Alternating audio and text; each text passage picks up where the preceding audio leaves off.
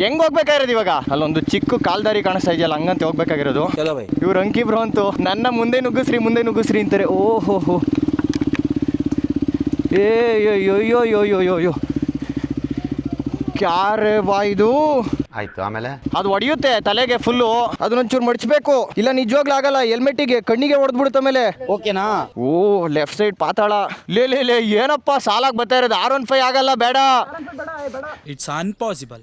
ಇದು ಯಾವ್ದೋ ಚೆನ್ನಾಗಿರೋ ಗಿಡ ಬ್ರೋ, ಇದು ಏನೇನೋ ಹೂವು ಎಲ್ಲ ಬಿಟ್ಟಿದೆ. ಆಹಾ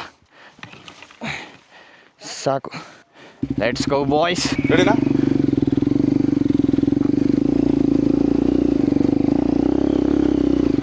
ಓ ಗುರು, ಇದು ಗುರು ನಿಜವಾದ ಆಫ್ ರೋಡ್ ಟ್ರಯಲ್ಸ್ ಅಂದರೆ.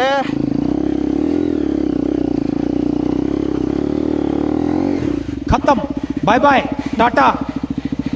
ಅಲ್ಲೇ ನಿಲ್ಸಿ